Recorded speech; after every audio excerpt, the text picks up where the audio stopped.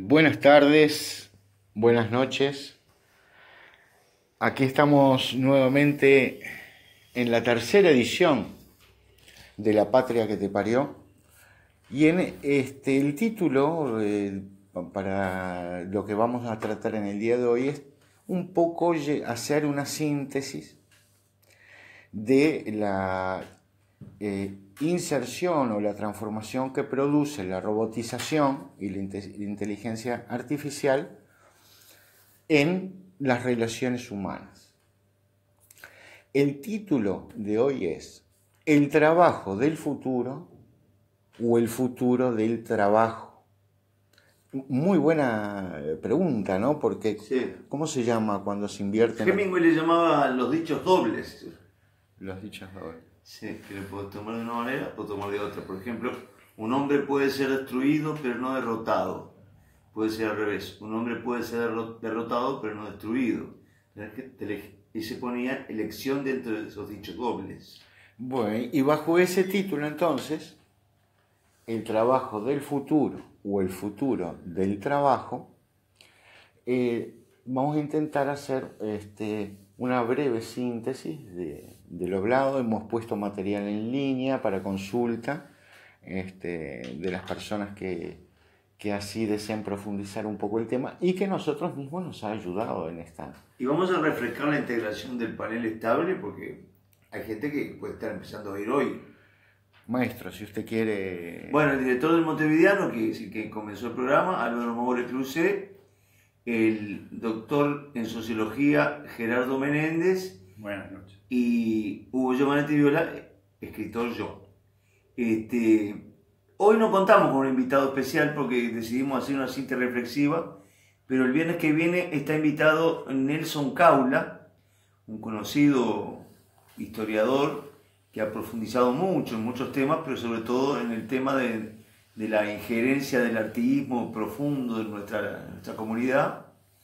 Y vamos a trabajar con el tema de el referente de Artigas, cómo funciona, si funciona, en el 2018. Pero hoy estamos los tres panelistas estables, digamos. Muy bien, entonces, para comenzar, digamos, con esta tercera edición. Gerardo, ¿qué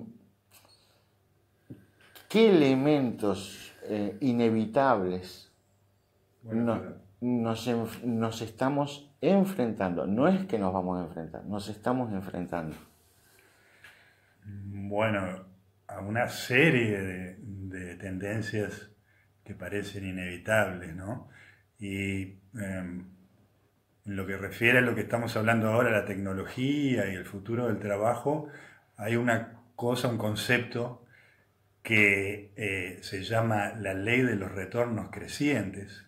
Dejando las palabras técnicas, se refiere a la idea de que la tecnología avanza a un ritmo o una aceleración geométrica. O sea, no es solo una aceleración lineal, sino que es una aceleración que se acelera. Y eso relacionado a la revolución de los semiconductores a mediados del siglo XX y toda la revolución digital, informática y ahora de inteligencia artificial que se ha venido dando y que, como hablábamos las ocasiones anteriores, está sorprendiendo a sus propios creadores. O sea, no hay nadie que no esté sorprendido, no hay nadie que esté liderando y en control de ese proceso. Parece ser un proceso desbocado. Y bueno, y la emoción que se asocia a eso en este momento, principalmente miedo, yo creo, ¿no? Interesante. Sobre Sí. todo para los que están, los dependientes en la sociedad, ¿no? Los que dependen de un salario mensual, de un trabajo, de una actividad, de una rutina.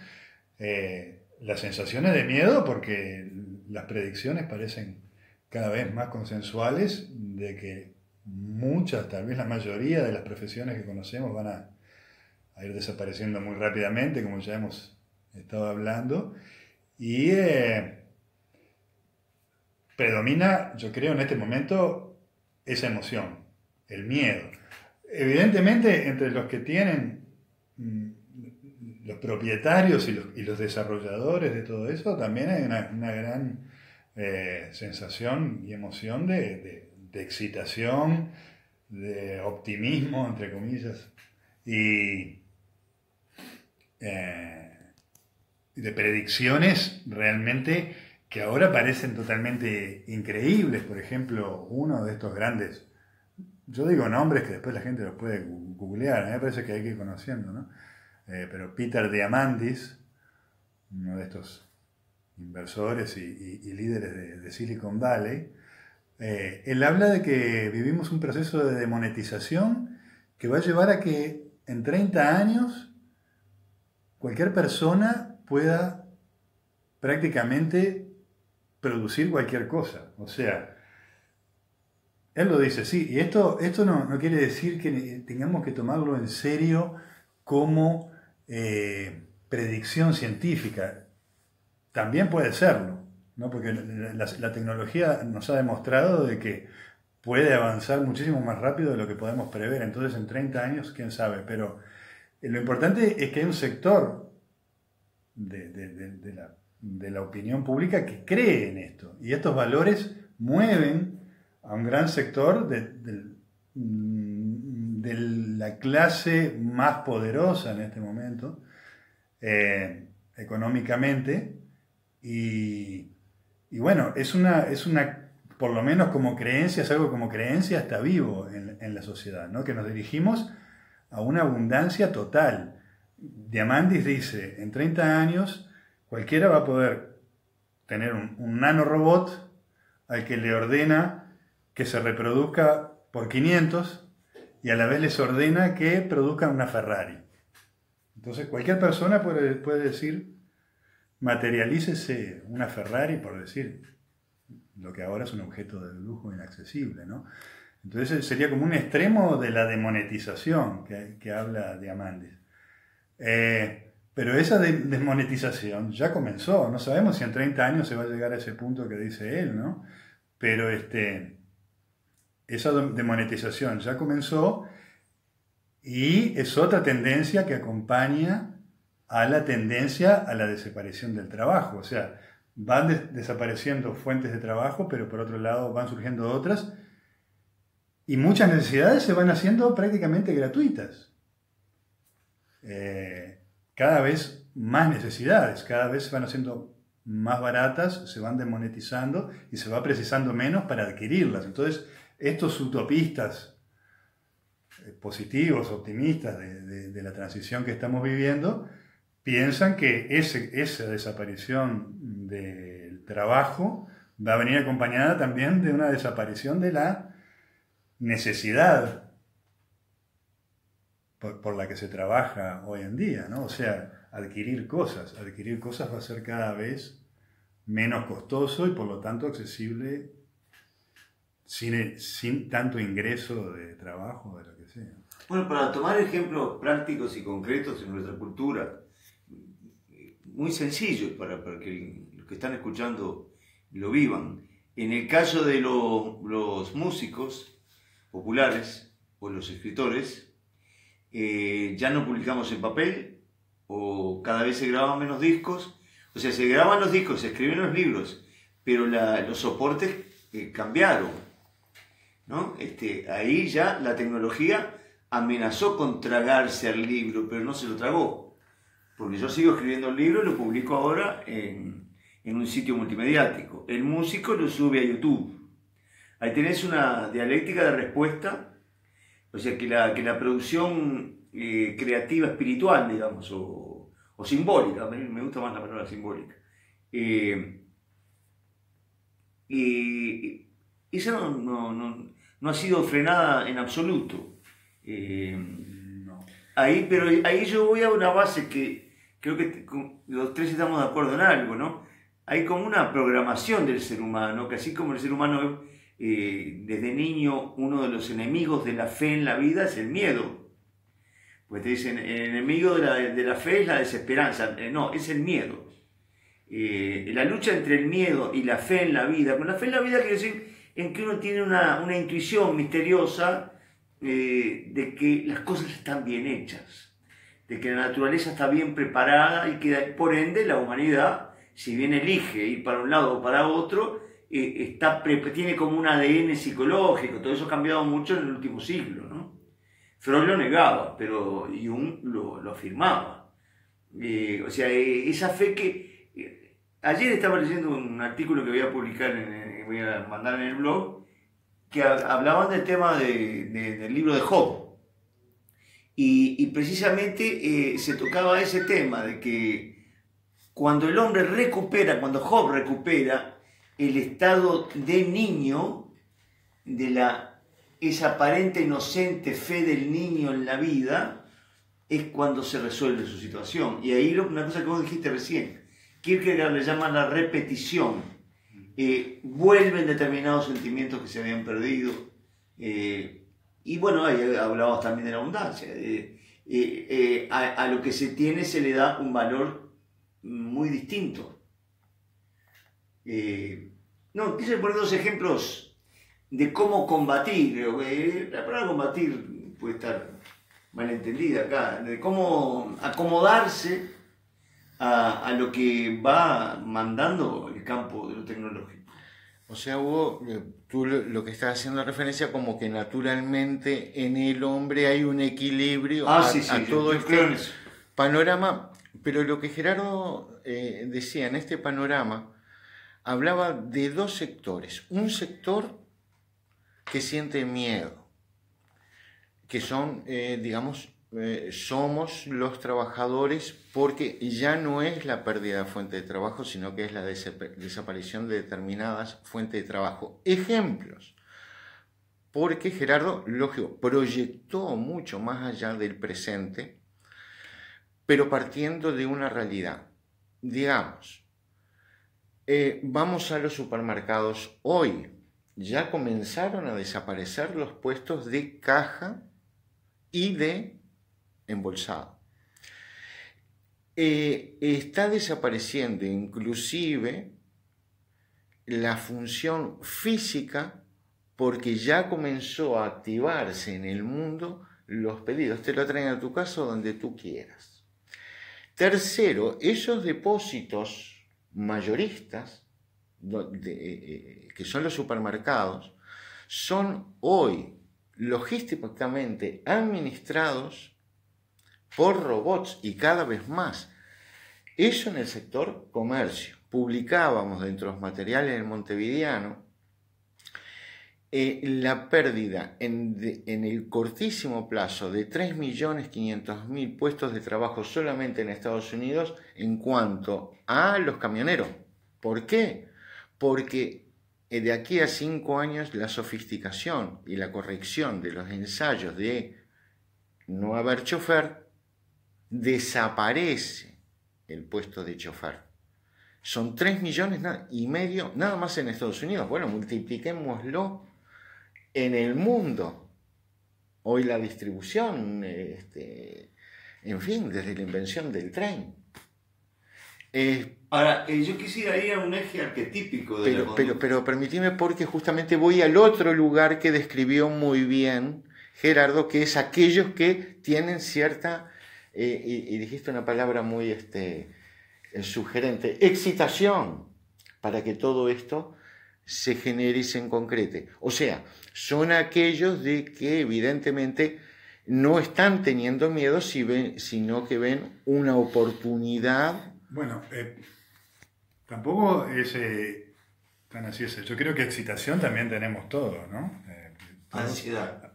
Sí, pero todos estamos excitados con estas posibilidades crecientes que brinda la tecnología, de suplantar órganos, de que seres queridos que morirían no mueran, y de tener en la palma de la mano todo lo que hace, por ejemplo, un teléfono inteligente, que ahora lo puede tener prácticamente cualquiera. Entonces, todo ese lado de la promesa y del entusiasmo con el cambio lo tenemos, ¿no? Ahora, hay miedo asociado a ese cambio, a quienes puede dejar por el camino o quienes pueden perjudicarse. Y un poco más profundamente, yendo más tal vez a lo filosófico, que es lo que querés decir vos, Hugo, también hay miedo de los propios, como dije la vez pasada, de los propios líderes de esta transformación de la cuarta revolución industrial, en que esto, el Frankenstein que ellos crearon, se vaya de las manos y se vuelva... Bueno, porque ahí aparece el eje que yo quería nombrar. Hubo un muchachito, uno de los más grandes poetas de la historia de la humanidad, Jean-Arthur Rimbaud. Y Rimbaud dejó de escribir entre los 19 y los 20 años, escribió entre los 16 y los 20. Y en una película muy buena que se llama Las luces y las sombras, y se nota clarito cuál fue el desenfoque que lo dejó de llevar de escribir para siempre, porque él no quería cambiar el mundo, quería cambiar la vida, lo cual es una opción muy distinta. Hay momentos que tú sentís que el avance tecnológico, o quienes lo dirigen, o toda esa gente que tú nombrás, todos esos autores, o esos productores, o esos soñadores, caen en el peligro de que en vez de cambiar el mundo, quieren cambiar la vida, y la vida no se puede cambiar. Los ejes de la vida no se pueden cambiar. Y lleva a la desaparición. Rimbaud se automutiló y quedó su maravillosa poesía, pero él quería cambiar la vida, quería cambiar los hábitos sexuales, todo. No se puede decir que estuviera loco, porque era un genio, pero no pudo. Sí, esta gente quiere cambiar la vida, quiere inclusive vencer a la muerte, o sea, literalmente. Eso no se puede. Hay gente que lo cree. A mí me parece que sociológicamente nos tiene que importar también lo que creemos que va a suceder, lo que gran parte de la sociedad cree que va a suceder, aunque no vaya a suceder. Y esta gente cree que es posible, o sea, Peter Thiel, fundador de PayPal, dice, la muerte es el enemigo, actualmente, ¿no? Y Google creó la empresa Calico, que es una empresa de biotecnología dedicada exclusivamente a conquistar la inmortalidad física, ¿no? O sea, todo esto parecen... Es una propuesta de cambiar la vida. Sí, pero no son propuestas. Hay miles de millones de dólares invertidos en este momento. No es solo Calico, no es solo Google. Hay una serie de institutos de investigación dedicados a eso, ¿no? Y creo que los orígenes vienen de la década del 40-50. Tenemos el ejemplo más popular y conocido, el efecto de congelación de Walt Disney, del famoso... Toda esta gente... Walt Disney era un niño, tenía un trencito en la casa que andaba arriba de los motoristas, y claro, y no podía aceptarlo. Toda esta gente de las que nombré algunos y nombraremos muchos otros, incluido Kurzweil, el autor de La era de las máquinas espirituales, libro que inició un poco todo esto. Ingeniero de Google, ¿no? Claro, ingeniero jefe de Google. Bueno, él y Peter Thiel, que nombré, y todos los que están en este debate y empresarios de este tipo de cosas, la mayoría son también clientes de, ¿cómo es que se llama? Alcor, se llama la empresa que tiene su pensión criónica a Walt Disney, a Timothy Leary y a otra serie de gente que lo ha podido pagar. Y todos estos tienen su cuenta en Alcor, que cuando muera su cuerpo físico lo van a congelar en la esperanza de que cuando la tecnología lo permite, ser devueltos a la vida. Y ahí hay toda una serie de cuestiones filosóficas. Kurzweil cree y afirma en su libro que cuando llegue ese punto que se llama singularidad tecnológica, que está solo a unas pocas décadas de distancia, va a ser posible hacer un backup de todo toda la información que constituye a una persona, todo el ADN que lo constituye y todos los contenidos de su cerebro, todos los contenidos informacionales de su cerebro van a poder ser backupeados en algún disco duro, entre comillas, o lo que sea, y para que en caso de que la persona muera, la atropelle un camión o algo, no va a haber camiones tampoco, pero hay un backup por la cual se puede retornar esa persona a la vida. Ahora, si esto, aún si fuera técnicamente posible, ¿no? Que cada vez hay más gente que lo cree, ese backup, esa persona, ¿es la misma persona? O sea, una copia de mí. No, ahí está si soy solo información. que dijiste.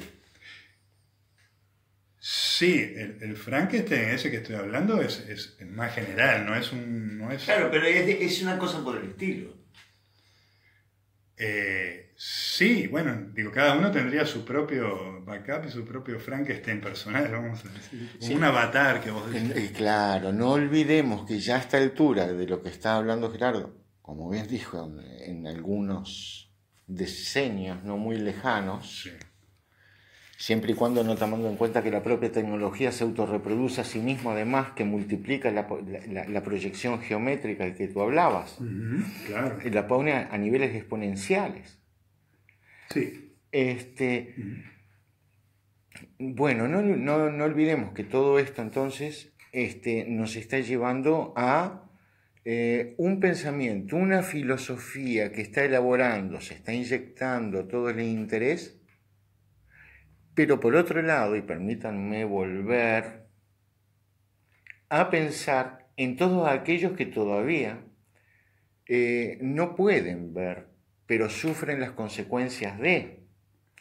Entonces, en esa proyección que habla Gerardo, ya la tecnología va indefectiblemente hacia la holografía, ni siquiera el cuerpo material de la persona. Por eso, en estas lucubraciones no locas y no de ciencia ficción, sino basado en lo realizado hasta el momento y cómo se va autorreproduciendo la ciencia, la tecnología y la inteligencia artificial, en definitiva, la desmaterialización.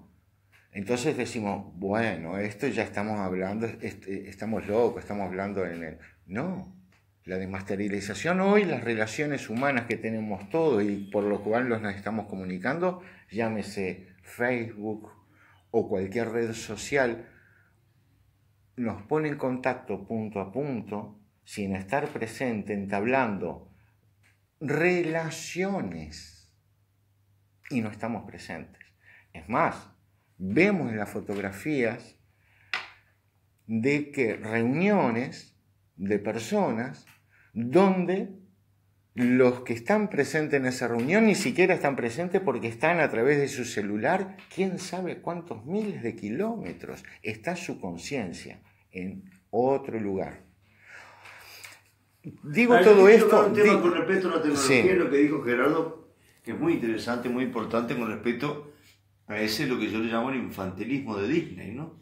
Lo digo con todo respeto. Hay un campo de la tecnología que no se ha nombrado aquí, que tiene que ver, por ejemplo, con las experiencias de Elizabeth Kubler-Ross, que murió en 2004. Ella llegó a reunir 30.000 o 40.000 testimonios que se los quemó el Ku Klux Klan en el valle donde vivía en Estados Unidos, porque le decían la bruja de la muerte, porque ella nació con la certeza de que la muerte no existía. Y sobre el 80 empezaron las desfibrilaciones. Yo tengo un hermano que es cardiólogo y es de los que te saca con los shocks de Joule.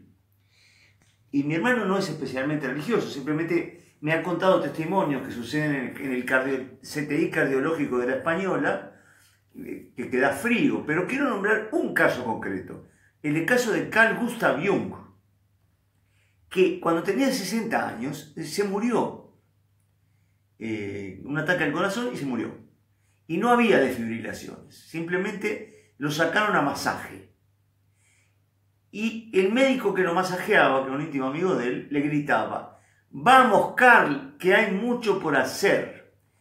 A todo esto, Carl Jung en sus memorias cuenta que él se sintió, bueno, tuvo una experiencia como todas esas que se cuentan mucho más abundantes después, ahí también hay abundancia, de que se sentía en un lugar donde había una luz maravillosa, que estaba como, él dice como a 1000 kilómetros de la Tierra, lo dice en su autobiografía, Sueños, Recuerdos, Pensamientos. Y él tenía una gran pelea con Freud, porque Freud lo acusaba de delirante, de esotérico, como les pasa a ustedes los holísticos, Gerardo. Entonces, y claro, de alguna manera, el científico fisicalista ve con desconfianza todas esas experiencias que pueden parecer chantadas. Entonces Jung se cuidaba mucho porque Freud decía, es un chanto. Y como cuando se pelearon mal. Sí, sí. ¿Y de qué pasó? Jung cuando volvió a la vida esta tridimensional, no le habló durante un año al amigo, porque él no quería volver. Pero sucedió que en los 26 años más que vivió, murió a los 86, hizo lo principal de su obra. El amigo le decía, vamos que hay mucho por hacer. Y en una famosa entrevista que hizo John Freeman para la BBC, que ahora es célebre, de entrada nomás, lo mandan de la BBC a un tipo allá, él estaba viejito, y le preguntan, doctor, ¿usted cree en Dios? Y él dice la famosa respuesta que dice nuestro amigo Álvaro Moure Cruzet, que tuvo una experiencia muy particular también, él si algún día quiere la contará, y Jung dice, yo no necesito creer, yo sé. Entonces, esas son certezas que entran dentro de la tecnología, también incide en la concreción de esas certezas, que me parecen un poco más interesantes que ese personaje que se puede guardar para revivir en determinado tiempo. Es que ahí yo creo que entra una de las discusiones que hay que tener con relación a todo esto, que es qué es la conciencia, ¿no? Si una inteligencia artificial puede en algún momento un robot desarrollar conciencia o si eso siempre va a ser un territorio de lo humano, ¿no? La conciencia. De cualquier manera, con conciencia o sin conciencia, la robotización para muchos nos puede llevar a la extinción del ser humano, ¿no? ¿A la extinción en qué sentido? A la extinción en el sentido de que pasa a haber entidades o un sistema no solo más inteligente, sino geométricamente, crecientemente más inteligente, que transforma al ser humano, en el mejor de los casos, en un ser superado, obsoleto, de la misma manera que los grandes simios reinaron en la naturaleza. Hay una inflexión en la evolución. Sí, una inflexión un salto evolutivo en que la especie humana es dejada atrás. Puede ser que no se extinga. Existe toda una serie de discusiones y de especulaciones. Pero no olvidemos que uno de los teólogos más importantes del siglo XX, Teilhard de Chardin, decía que el punto omega crístico estaba en la materia desde el Big Bang. Uh-huh. Y él era un cura, pero él decía que la aparición del Jesús de Nazaret fue un punto del proceso evolutivo y que la materia está construida hacia una evolución, lo cual no se excluiría con todo esto que estamos hablando. Bueno, ahí tenés una interpretación, hay otras. Hay de todo tipo, es como te decía la vez pasada, es una cosa que está haciendo, que ha tomado de sorpresa a todo el mundo, a los empresarios, a los científicos, y ni que hablar a los filósofos. Sí, ¿no? Yo pienso que justamente esto que nosotros estamos hablando es un tema que necesariamente la filosofía debe estar tratando, pero no tenemos acceso todavía a ese tipo de reflexión. Sí tenemos acceso a la reflexión, a una modalidad de gente que prevé a través de la realidad. Por ejemplo, Ojo, no estamos hablando adivinanzas, sino que hace proyecciones de la composición de la realidad Kevin Kelly, sin ir más lejos. Sí. Que partiendo, además tú lo decías de Teilhard de Chardin, él evidentemente debe haber tomado conocimiento de los estudios previos en ese sentido. Él toma los elementos que son constitutivos del hombre a partir de la célula y que tiene un montón de condicionantes. Teilhard empieza a estudiar con la molécula. Bueno, llamarle célula, molécula, digamos. Lo que tú dijiste, bueno, constitutivo desde, vaya a saber, es algo constitutivo. Pero vuelvo a una reflexión porque indefectiblemente no puedo escapar, porque me considero un hombre del siglo XX, mi cabeza nace en el siglo XX, mi crecimiento en el siglo XX y hoy estoy en el siglo XXI. De que todo esto que nosotros estamos hablando, primero, de esta revolución tecnológica, esta revolución de inteligencia artificial, de la que hacemos uso intensivo, y nosotros como el montevideano estamos fascinados porque nos permitió hacer todo lo que estamos llevando a cabo. Sí, claro. No quiero que se confunda lo que voy a decir. Pero, vuelvo a repetir, no sé si lo dije al aire o fuera del aire, estos procesos de robotización e inteligencia artificial no es de una nave espacial. Hay intereses concretos para efectivizar, y por lo menos de lo que tengo entendido, a través de la lógica y la razón, que es para, lógicamente, una razón económica. Y una razón económica y que es a través, hoy le llaman productividad, en fin, el viejo... ¿Y psicológicamente con qué se comunica la razón económica? Con la voluntad de poder. Claro. Otra de las cosas que dice Jung en esos videos que se pueden ver, de una cantidad, ya de viejo, dice, yo he llegado a la conclusión de que en el universo, una conclusión de él, lo más peligroso que existe es la mente humana. Y eso que decía Gerardo, ¿no? Se puede provocar una mutación hacia una desaparición de algunas de las coordenadas que han sostenido. Digo, no podemos prescindir de un miedo tremendo, solamente se le puede poner una fe tremenda en la construcción de lo que estamos viviendo. Pero hay mucho peligro. Sí, y cortito, porque es importante también en cuanto a lo que decías de la desaparición casi en esas visiones de la humanidad. Yo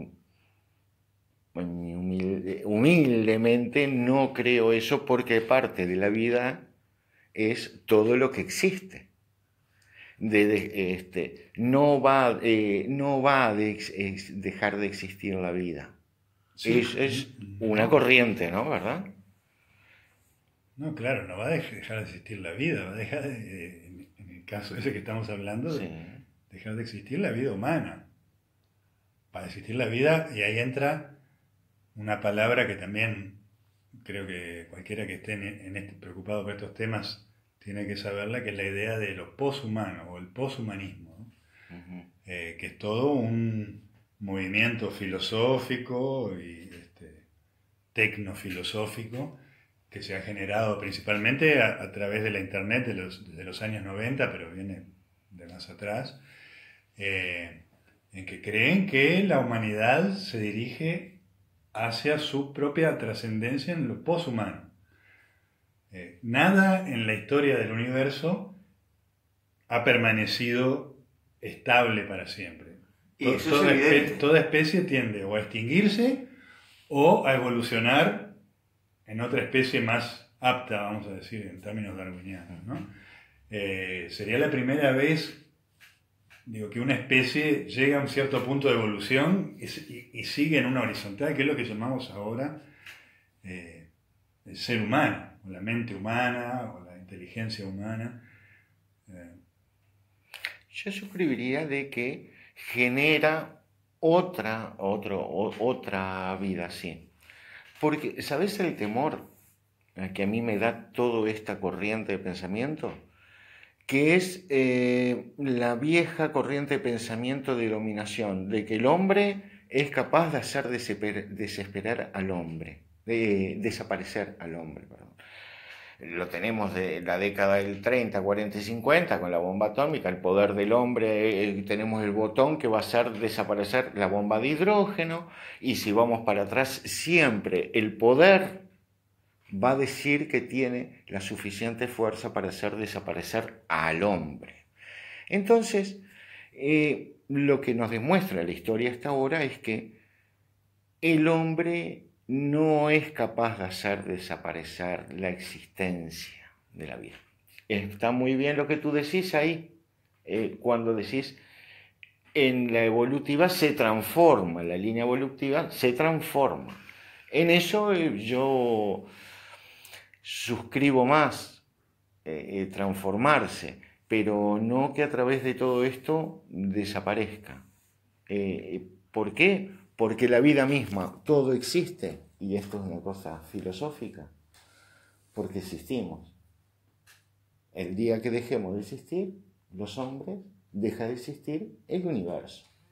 Que no se puede contemplar a sí mismo. Y yo quería citar 2 versos de un poema de uno de nuestros más grandes poetas, poco conocido y muy poco popular. Ojalá se conocieran estas frases como se conocen algunas frases de Benedetti que, bueno, tienen cierto talento, pero a mí me parecen realmente pobres. Juan Carlos Macedo, médico, comunista, fue presidente del sindicato médico, durante la dictadura lo mandaron a Migues, era el médico rural de Migues, ahí escribió sus poemas, y tiene 2 versos que yo últimamente llevo a los velatorios en un papelito y se lo entrego a la gente querida que está velando a alguien, y dicen así: porque solo la muerte construye la espesura del amor. Es brutal, no se puede explicar, porque lo que te está desafiando es un símbolo, es un pedazo de un poema, ¿no? Pero son esos 2 versos. ¿Qué es la espesura del amor? Ahí está trascendiendo al amor, a la muerte del amor. O por lo menos hace poco se le murió el padre de unos alumnos míos. Yo le digo, pero pensá lo que quedó construido entre vos y tu padre. Eso es la espesura. Eso solo lo construye la muerte, ¿no? Si vamos a un sentido, yo diría que hasta lógico de la muerte. Solamente se puede ir construyendo a través de la muerte.